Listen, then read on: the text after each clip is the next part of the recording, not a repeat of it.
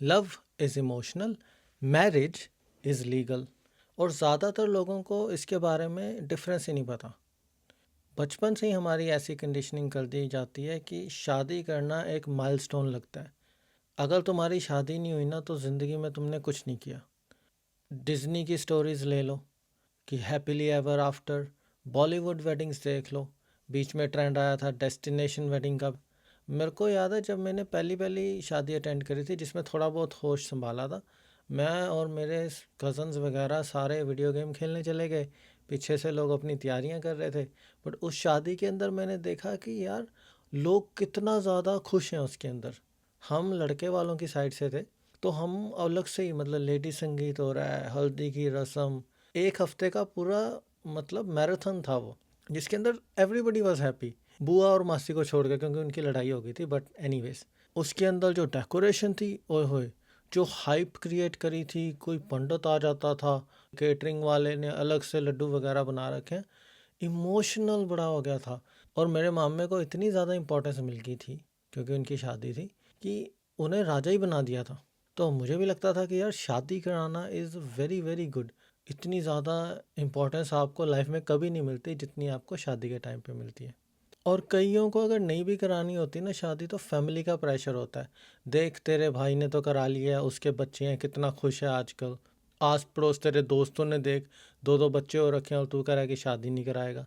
तो इस प्रेशर की वजह से भी ना लोग शादी करवा लेते हैं। बट जो लीगल रियलिटी है जिसके बारे में बहुत ज़्यादा कम बात होती है वो है कि शादी एक कॉन्ट्रैक्ट है जिसके अंदर आपके प्रॉपर्टी राइट्स इन्वॉल्व होते हैं, जिसके अंदर आपकी फाइनेंशियल ऑब्लिगेशन होती है, एलिमनी लॉज होते हैं, स्टेट इन्वॉल्व होती है उसके अंदर, और डिवोर्स जो कि एक लीगल प्रोसीजर है। वो इमोशनल क्लोजर नहीं है कि हम एक दूसरे को बाय बाय टाटा बोलेंगे और डिवोर्स हो जाएगा, नहीं। वो पूरा प्रोसीजर है, उसके लिए वकील वगैरह लगते हैं कई बारी। एक डिवोर्स केस के बारे में आपको बताता हूँ। लड़की थोड़ा लड़के को तंग कर रही थी तो लड़के ने कहा कि यार ये ऐसे तो नहीं चलेगा, तो आई नीड अ डिवोर्स। लड़की वालों के पास थोड़ा ज़्यादा पैसा था, उन्होंने हायर कर लिया लॉयर और एफआईआर रजिस्टर कर दी लड़के के पेरेंट्स के खिलाफ। लड़का रहता था बाहर। अब रातों रात लड़के के पेरेंट्स को भागना पड़ा अपने घर से। और वो क्यों? क्योंकि लड़कों की सुनवाई नहीं होती। विदाउट एनीथिंग उस लड़के के पेरेंट्स को वो जेल में डाल देते अगर उसके पेरेंट्स ना भागते। लड़के ने क्या कहा कि बस मेरे को डिवोर्स चाहिए। कोई उनका बच्चा नहीं था या कोई ऐसी वैसी बात भी नहीं थी, अभी अभी शादी हुई थी, 4-5 महीने ही हुए थे शादी को। बट उसके बावजूद भी बड़ा ज़्यादा पंगा पड़ गया था। और आपने कई ऐसे केसेस मीडिया के अंदर भी सुने होंगे, यूट्यूब के ऊपर भी अगर आप सर्च करो कि केसेस का क्या होता है। और इतने तगड़े लॉज हैं हमारे अंदर जो जो लड़कियों को थोड़ी ज़्यादा तवज्जुह देते हैं। अगर आप उन लॉज के बारे में सोचो भी ना तो वो इसलिए बनाए गए थे क्योंकि हमारे देश के अंदर पहले लड़कियों के साथ बहुत बुरी होती थी, there is no denying that. But अब लॉज इतने ज़्यादा लड़कियों के साथ शिफ्ट हो गए हैं कि अगर वो चाहें तो they could really mess up a guy's life. इन चीज़ों से डरना नहीं चाहिए बट इन चीज़ों को ध्यान में रखना चाहिए। शादी चाहे लव मैरिज हो या अरेंज मैरिज हो, सोच समझ के करनी चाहिए, परिवार को देख कर कि लड़की वाले कैसे हैं, लड़के वाले कैसे हैं, अच्छी तरह से टटोल कर फिर शादी करनी चाहिए। जो लव होता है वो तो होती है फीलिंग, और जो मैरिज होती है वो होता है इंस्टीट्यूशन। जो इंस्टीट्यूशन होता है ना कोई भी तरह का, वो सरवाइव करता है लॉ के ऊपर, कानून के ऊपर, ना कि इमोशंस के ऊपर। और जो लव है वो सरवाइव करता है फीलिंग्स के ऊपर। और फीलिंग्स हम सबको पता है कि चेंज हो जाती हैं, बट कॉन्ट्रैक्ट वो चेंज नहीं होते। इस टॉपिक को थोड़ा सा साइड में लेके जाते हैं और एक अलग सा एग्जांपल देता हूँ। आप अपनी दोस्ती को ही लगा लो।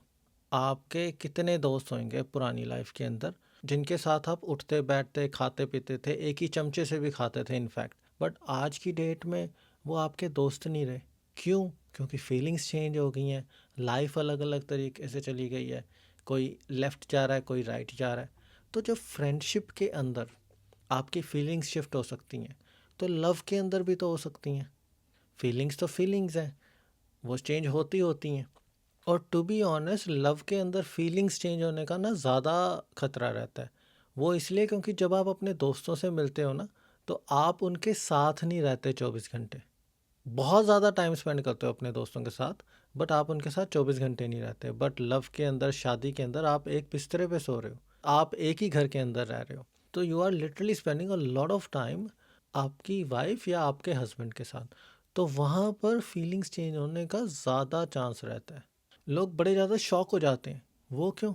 क्योंकि उन्होंने मैरिज करी थी इमोशनली, कि यार मेरे को ये लड़की जिससे मैं 10 मिनट बात करी है।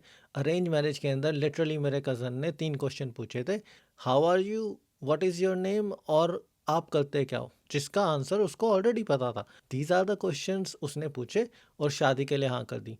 क्यों करी? फैमिली प्रेशर होएगा, या वो चाहता था कि शादी करनी है क्योंकि it is the cool thing to do, क्योंकि उसके दोस्तों ने शादी कर ली तो मतलब लोग क्या कहेंगे, दी मोस्ट एक्सपेंसिव सेंटेंस, उसके लिए उसने शादी कर ली और इमोशनली शादी करी। उसको लीगल का उसके बारे में कुछ नहीं पता। लकीली टचवुड शादी बढ़िया जा रही है, I hope it continues. But मेरे कज़न ने और बहुत सारे लोग पता ही नहीं करते कि शादी इज़ अ लीगल कॉन्ट्रैक्ट जिसमें इमोशंस काम नहीं करती।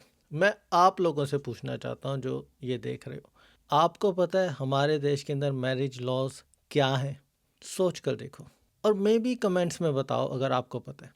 अब ये वीडियो ना एंटी मैरिज नहीं है, ये वीडियो है एंटी ब्लाइंडनेस, कि कोई भी चीज़ करने से पहले हमें उसके बारे में देखना होता है, हमें उसके बारे में सोचना होता है।